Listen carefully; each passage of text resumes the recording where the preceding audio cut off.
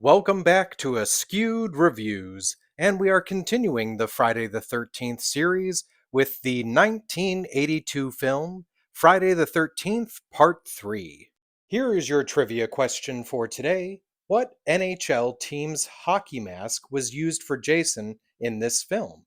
The answer will be at the end of this video. So our film starts off this time the very next day after the last movie. So Jason is licking his wounds from his last battle and apparently ends up at a grocery store where he decides to not only pick up some new clothes, but to also take out the people that are running the store.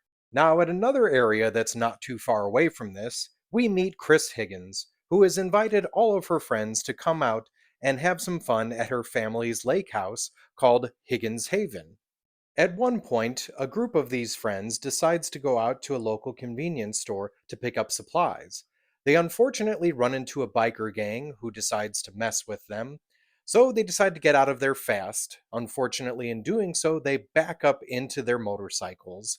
So they run off, but the biker gang ends up following them to Higgins Haven. So this group of friends decides to start partying with some drugs and, of course, some sexy time. Now, unfortunately, once again, that seems to summon Jason. He is now armed with a new mask and a lot more weaponry. And just like the previous films, he begins another rampage of taking out anyone and everyone that happens to be at this lake house. So, will anything be able to stop Jason this time around? Steve Miner, who directed the second film, did come back to direct the third one as well. Now, the original plan for the third film was actually to bring back Ginny. Unfortunately, Amy Steele's agent declined the offer. So, had Amy Steele come back, they had two ideas planned for the third movie. The first idea would have been Ginny confined to a psychiatric hospital due to the trauma inflicted on her from the past film. Jason would have somehow tracked her down and would have started killing the staff and other patients. As you can probably tell, they would end up rehashing this idea for the fifth movie. Now, the other concept would have had Ginny learning self defense and eventually returning to college. And at some point at the college, Paul's corpse would just show up in her dormitory, and this would cause her to feel that she needs to track down Jason and face him in a final confrontation. Now, the original fake working title for this film was called Crystal Japan, which was actually the name of a David Bowie song and would actually start the tradition of some of the Friday the 13th movies using David Bowie songs as working titles for the film. They made sure to release this film on an actual Friday the 13th in 1982. The first movie was filmed in New Jersey, the second one was filmed in Connecticut, and this one was filmed in California. Steve Dash, who was an East Coast based actor, did play Jason in the second film. Now, they told him he could play Jason for the third one, but only if he was willing to pay his own airfare. He unfortunately objected towards this, and they ended up replacing him. Former trapeze artist Richard Brooker ended up taking over the character of Jason, due to the fact that he was a big man. He was about 6'3", but he was actually pretty slim and toned. So they ended up putting foam padding under his clothes to kind of bulk up Jason a little bit. This was the first film where Jason wore the iconic hockey mask. This would be the first of technically four Friday the 13th movies where Jason wouldn't start with his mask. There's this film, Jason Lives, Jason Takes Manhattan, and of course the 2009 remake. On the location where they filmed this movie, they actually built the house, the barn, and the lake. This would be the first and only Friday the 13th film that was filmed in 3D. They wanted to try a new gimmick to see if it would draw more people in. They would also try using a pretty ridiculous but also pretty clever tagline of a new dimension in terror. Dana Kimmel got the role of Chris Higgins mainly due to her performance in the movie Sweet 16. In the original script, the character of Rick was actually named Derek.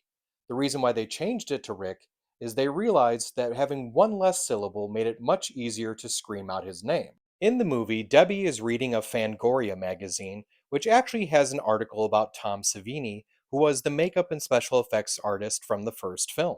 In the film, Ollie is wearing a leather vest with a Black Widow biker gang insignia. Now, this insignia actually appears in the films Every Which Way But Loose and Any Which Way You Can. So I wonder, are these two universes connected? Could we have gotten a sequel where Jason is fighting an orangutan? There was actually one scene that a lot of fans took issue with, and I totally understand. In the dream sequence where the corpse of Mrs. Voorhees attacks Chris, it doesn't make any sense because Chris has never actually seen what Mrs. Voorhees or her corpse looks like. And now, of course, it's time for one of my favorite parts of the Friday the 13th series, the body count. Technically, the body count for this film is 13. You have Harold, who received a cleaver to the chest. You have Edna, who had her head pulled against a window and then got something stabbed into it. You have Fox, who received a pitchfork through the neck. Loco, who received a pitchfork through his stomach. Vera, who received a spear through the eye. Andy, who was cut straight down the middle while doing a handstand walk through the hallway, and then was unceremoniously shoved up into the rafters. Technically, the next one is a double kill, and hopefully, no one really gives me a hard time with this. But you have Debbie, who was stabbed in through the chest by a hunting knife. But Debbie was also pregnant, so technically, because of her dying, the unborn child died as well. Shelley, who got his throat slit, probably with a machete. I say probably because it was off screen and we didn't see it.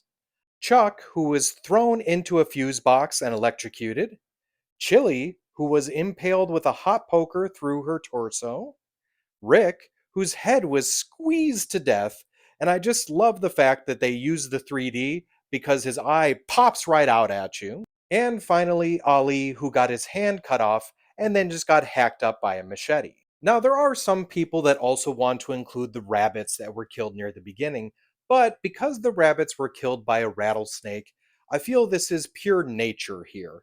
Nothing in the movie specifically is affecting their death, so I don't really count them. So when it comes to the film Friday the 13th Part 3, this is honestly one of my favorite movies in this series.